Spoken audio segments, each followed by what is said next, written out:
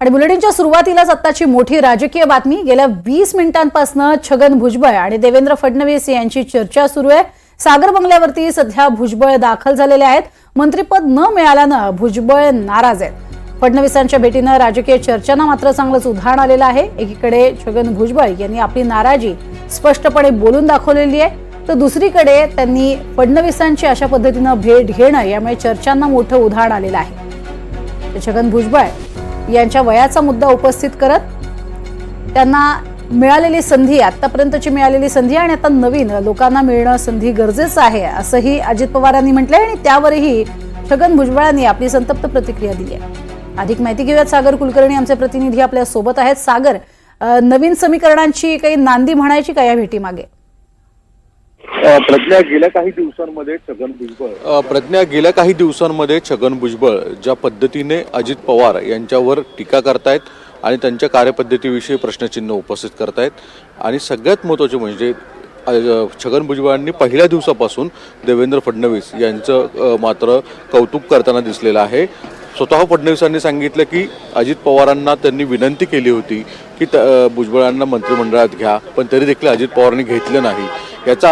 या वक्तव्याचा एक जवळपास अर्थ असं दिसून येतो की भुजबळांना स्पष्ट सांगायचं आहे की फडणवीस हे माझ्या पाठीशी होते, पण अजित पवार मात्र नव्हते। आता काही जवळपास 20 ते 25 मिनिटं झाले सागर या बंगलास्थानी देवेंद्र फडणवीसांच्या भेटीला छगन भुजबळ पोहोचलेले आहेत। अर्थात काल सुद्धा भुजबळांनी ओबीसीच्या छोट्या मोठ्या वेगवेगळ्या घटक पक्षांच्या नेत्यांशी चर्चा केली आणि भुजबळ स्वतःच्या भूमिकेवर जवळपास ठाम होताना दिसत आहेत। गेल्या काही कालावधीमध्ये वारंवार ज्या टीका केल्या गेलेल्या आहेत भुजबळांच्या वतीने, त्याच्यावरनं स्पष्ट दिसून येतं की भुजबळ हे राष्ट्रवादीमध्ये किती दिवस राहतील याविषयी शंका आहे।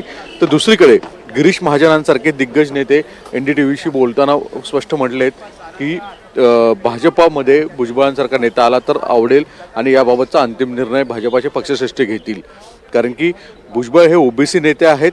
या निवडणुकीमध्ये ओबीसी नेत्यांनी ओबीसी मतदारांनी भाजपाच्या पाठीशी खूप राहिले आहेत आणि अशा परिस्थितीमध्ये ओबीसी वर्गाचा जर एक मोठा चेहरा भाजपाच्या हाती येत असेल तर भाजपासाठी फार मोठी गोष्ट राहणार आहे। आता प्रश्न राहतो की भुजबळांना या पदरात काय मिळेल। अर्थात भाजपाकडे एक कॅबिनेट मंत्रिपद अद्यापही रिक्त आहे। दुसरी गोष्ट की राज्यसभेच्या पुढच्या कालावधीमधल्या काही जागा आहेत। भुजबळांना सुद्धा नॅशनल पॉलिटिक्समध्ये पहिल्यापासून रस होता। त्यांनी नाशिक लोकसभा 2024ची लढवण्याची इच्छा व्यक्त केली होती। त्यानंतरनं त्यांना ती तिकीट देण्याचं जवळपास दिल्लीच्या नेत्यांनी संकेत सुद्धा दिले होते। थोडंसं तुम्हाला थांबवतेय, प्रवीण दरेकर सध्या आपल्या सोबत आहेत। प्रवीण दरेकर जी आता सध्या आपण बघतोय की फडणवीस आणि भुजबळ यांची भेट सुरू आहे, काही नवीन समीकरण उदयास येतील का? नाही, आता या क्षणी लगेच सांगता येणार नाही। तथापि एक गोष्ट सर्वांना मान्य करायला लागेल की भुजबळ हे महाराष्ट्राचे एक मोठे नेते आहेत। अनेक वर्ष मंत्री राहिलेले आहेत, उपमुख्यमंत्री म्हणून काम केलंय आणि ओबीसी समाजाचे नेते असं एक स्थान महाराष्ट्रामध्ये निश्चितच त्यांचं आहे। आणि आज त्यांना मंत्रिमंडळात न घेतल्यानं त्या ठिकाणी ते अशा प्रकारे नाराजी त्यांची प्रकट होताना दिसते। तथापि भुजबळांचा स्वभाव जर पाहिला तर तो बंडखोर प्रवृत्तीचा स्वभाव आहे। वैचारिक बंड त्यांनी अनेकदा आपल्या मनासारखी भूमिका किंवा एखादी विचारधारा पटली नाही तर किंमत न मोजता त्यांनी केलेली आहे आणि म्हणूनच त्यांनी नाराजी त्यांची जाहीरपणे प्रकट झाली। अशा वेळेला ते मुख्यमंत्र्यांना भेटणं म्हणजे ते राज्याचे मुख्यमंत्री आहेत आणि मुख्यमंत्र्यांचा स्वभाव किंवा त्यांची कार्यपद्धती पाहिली तर जास्तीत जास्त लोकांमध्ये समन्वय साधून समजावून एकत्रितपणे त्या ठिकाणी पुढे जावं, काम करावं, महाराष्ट्राला त्या ठिकाणी विकसित करण्यासाठी जास्तीची लोक एकत्रित असणं हा त्यांचा त्या ठिकाणी स्वभाव राहिलेला आहे। आणि त्याच्यामध्ये समजावण्याचा किंवा महायुती म्हणूनच काम करण्याचा प्रयत्न असू शकतो, परंतु शेवटी भुजबळ काय भूमिका घेत आहेत आणि मुख्यमंत्री नेमकं त्यांना काय सांगतायत हे भुजबळ साहेब बाहेर आल्यावर जर प्रसारमाध्यमांशी बोलले तर त्या ठिकाणी निश्चितपणे त्यांची दिशा स्पष्ट होऊ शकते। पण आता तरी भेट असेल तर त्या दोघांचीच असावी, त्याच्यामुळे नेमकं काय होतंय ते भुजबळ साहेब बाहेर आल्यावरच जर प्रसारमाध्यमांशी बोलले तर कळेल. परंतु मला वाटतं की आज महाराष्ट्र थांबणार नाही अशा प्रकारची भूमिका घेऊन त्या ठिकाणी देवेंद्रजी काम करतात. आणि मग यामध्ये सगळ्यांचं योगदान महत्वाचं आहे. सर्वांचं सामाजिक योगदान महत्वाचं आहे, नेत्यांचं योगदान महत्वाचं आहे. नाही, पण याच अनुषंगानं प्रवीण दरेकरजी, ओबीसी नेत्यांचा चेहरा अशी एक ओळख भुजबळांची मोठी आहेच आहे. जर ते आलेच नक्कीच आहे. भाजपमध्ये तर त्याचा तुम्हालाही खूप मोठा फायदा होणार आहे आणि एक कॅबिनेट मंत्रीपद पण अजून रिक्त आहे. नाही तर या संदर्भातलं अधिकारवाणीनं बोलणं किंवा कृती करणं हा सर्वस्वी अधिकार देवेंद्र फडणवीस साहेबांचा आहे आणि आमच्या पक्षाच्या शीर्षस्थ नेतृत्वाचा त्या ठिकाणी आहे. आणि त्याच्यावर मी ठामपणे त्या ठिकाणी काही बोलू शकत नाही. मी मात्र एवढंच बोलेन की भुजबळ हे महाराष्ट्राचे नक्कीच मोठे नेते आहेत. नक्कीच महाराष्ट्रातल्या स्वतः घडामोडींमध्ये भुजबळ त्यांचा बोलतायत. नक्कीच थोडं थांबवते.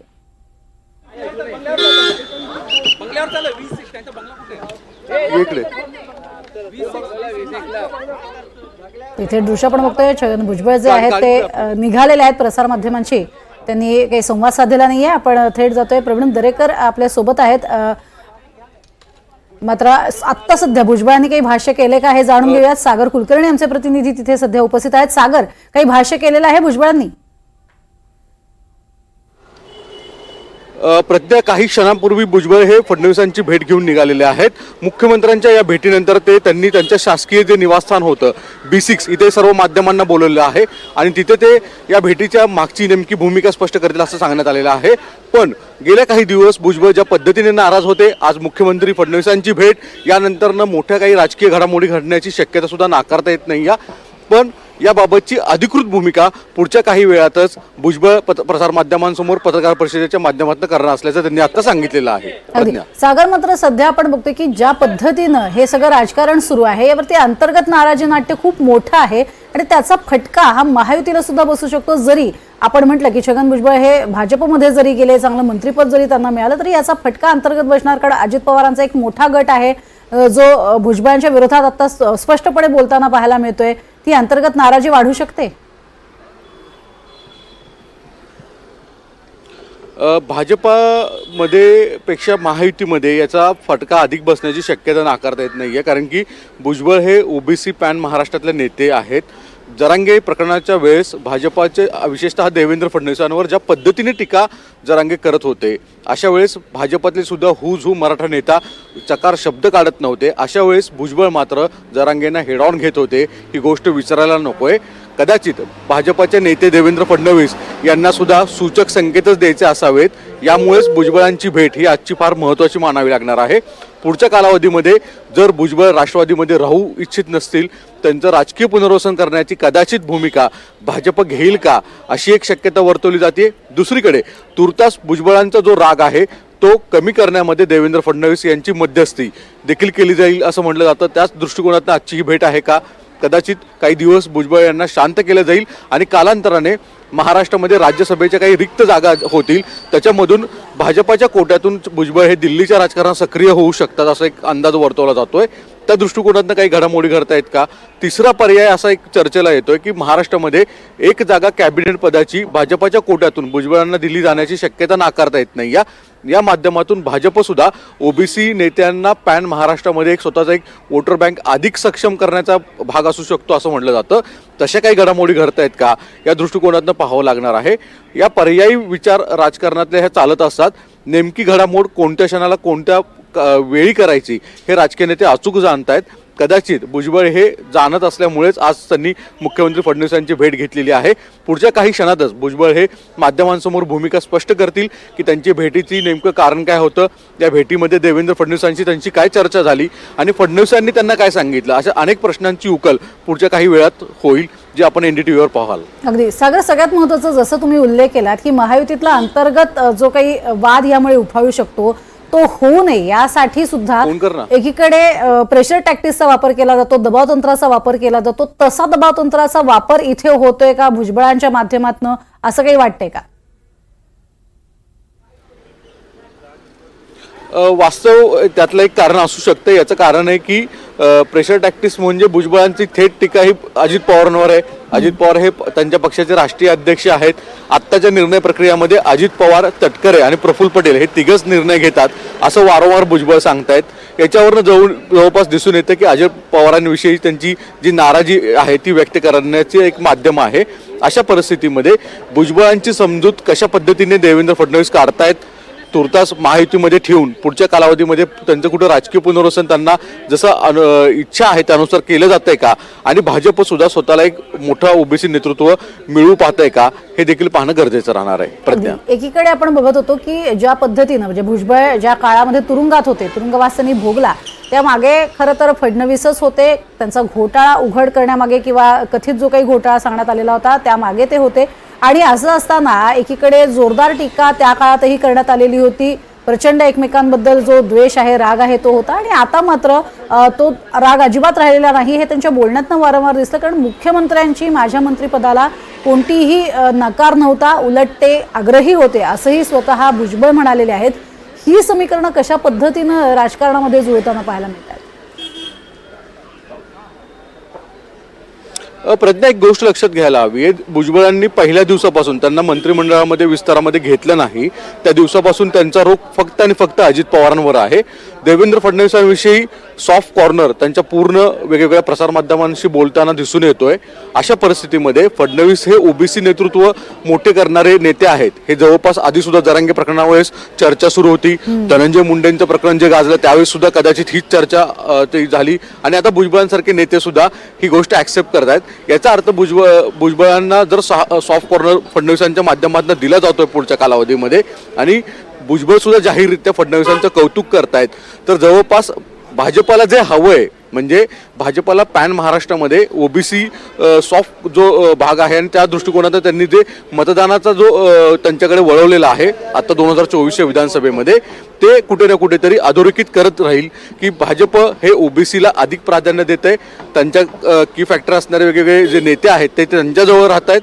कदाचित भुजबळांसारखा जर नेता त्यांच्या पाठीशी राहतोय. अमोल मिटकरी आपल्या सोबत आहेत. अमोल मिटकरी जी, स्वागत आहे एनडीटीव्ही मराठीमध्ये. छगन भुजबळ आणि फडणवीसांची भेट झाली आहे, मात्र नवीन समीकरणाची नांदी होतीये असं कुठेतरी संकेत मिळत आहेत. तुमचं काय मत? महायुतीमध्ये भारतीय जनता पार्टी हा महत्वाचा पक्ष आहे. तिन्ही पक्ष मिळून आम्ही सरकार स्थापन केलंय. भुजबळ साहेब आमच्या पक्षाचे वरिष्ठ नेते आहेत. राज्याच्या मुख्यमंत्र्यांना ते कधी भेटू शकतात. मात्र 2-4 दिवसांपासून जे काही नाराजीचं नाट्य मंत्रिपदावरून झालेलं आहे महाराष्ट्रामध्ये, ते अख्ख्या महाराष्ट्राने पाहिलं. काल अजितदादा बारामतीला बोलताना हेही बोलून गेले की जे कोणी नाराज असतील त्यांना नक्कीच मोठं स्थान दिलं जाईल. आता त्यामध्ये ज्येष्ठ नेत्यांमध्ये वळसे पाटील साहेब आहेत, धर्मराव बाबा आश्रम आहेत, स्वतः भुजबळ साहेब आहेत. त्याच्यामुळे आजच्या भेटीचा एकदम भाजपमध्ये प्रवेश घेण्यासाठी मुख्यमंत्र्यांना भेटले का असं नाही. स्वतः देवेंद्रजींनी आम्हालाच काही सदस्यांना सांगितलं होतं की त्यांच्यासाठी मोठी जबाबदारी पक्षाने ठेवलेली आहे. त्यामुळे जे काही नाराजी असेल ती कशी दूर करता येईल याचा सुद्धा प्रामाणिक प्रयत्न हा अजितदादांचा पण आहे, तो देवेंद्रजींचा पण आहे. त्याच अनुषंगाने ही भेट असावी आणि स्वतः ते थोड्या वेळात त्यांच्या B6 बंगल्यावर सर्वांशी चर्चा करतील असं त्यांनी पत्रकारांना सांगितलंय. पण मला वाटत नाही की याच्यात काही वेगळं असेल असं मला तरी वाटत नाही. कारण भुजबळ साहेब जरी थोडे आक्रमक असले, अग्रेसिव्ह असले तरी ते संयमानं काही निर्णय घेतील. इतका तळकाफळकी कुठलाही चुकीचा निर्णय घेणार नाहीत. आणि जर राष्ट्रवादीच्या विरुद्ध त्यांना भूमिका घ्यायची होती तर त्यांना अनेक मार्ग खुले होते. त्यांना आदरणीय पवार साहेबांना भेटता आलं असतं, त्यांना आधी आणखी उद्धवजींना भेटता आलं असतं, त्यांना काँग्रेसवाल्यांनी जशी ऑफर दिली त्यांना भेटता आलं असतं. तर ते महायुतीच्याच एका मोठ्या घटक पक्षाला भेटायला गेले. त्यामुळे कुठलाही हातातही निर्णय भुजबळ साहेब घेणार नाही. अगदी. पण तुम्ही ज्या पद्धतीनं त्यांची भाषा बघताय, त्यांची देहबोली बघताय, मग हा प्रेशर टॅक्टिक्सचा प्रकार म्हणायचा का? नाही, भुजबळ साहेबांची देहबोली आणि भाषा ही अशीच आहे, रांगडी आहे, थोडीशी अग्रेसिव्ह आहे. थोडी त्यांचा स्वभाव, आता शेवटी वरिष्ठ असल्यामुळे वडिलकीच्या नात्यानं एखादा असा अग्रेसिव्ह स्वभाव असू शकतो, पण त्याचा अर्थ आपल्या सोयीचा निघू शकत नाही. त्याच्यामुळं त्यांची बॉडी लँग्वेज तुर्तास जरी अग्रेसिव्ह वाटत असली पण पक्षाच्या हिताच्या दृष्टीने जे आहे ते भुजबळ साहेब करतील. कुठल्याही पद्धतीनं दुसऱ्या पक्षात जाण्याचा प्रश्न येतच नाही. ही फक्त मध्यस्थी करण्यासाठी अर्ध्या तासाची चर्चा असावी. देवेंद्रजींनी त्यांना व्यवस्थित सगळं दोघांमध्ये संवाद झाला असावा. त्यामुळे ते स्वतः काय सांगतात पत्रकार परिषदेमध्ये त्याच्यावर आता पुढचं डिपेंड. बरं अमोलजी, भुजबळांची आणि अजित पवारांची शेवटची भेट कधी झाली आहे? अधिवेशन मला वाटते ज्यावेळेस निकाल लागल्यानंतर देवगिरीवर बैठका होत्या खातेवाटपाच्या पूर्वी. त्यानंतर काही खातेवाटपाच्या पूर्वी त्यांची भेट झाली असावी. मात्र अधिवेशन काळामध्ये ते एक दिवस अधिवेशनामध्ये होते, नंतर ते नाशिकला निघून गेले. दादा पण थ्रोट इन्फेक्शन मुळे 2 दिवस आजारीच होते, त्याच्यामुळे त्या दरम्यान तर काही भेट झाली नाही. साधारण 10 दिवसांपूर्वी 12 दिवसांपूर्वी ती भेट झालेली आहे. त्याच्यानंतर अद्याप तरी भेट नाही झाली. धन्यवाद अमोल मिटकरीजी आमच्याशी बोललात त्यासाठी.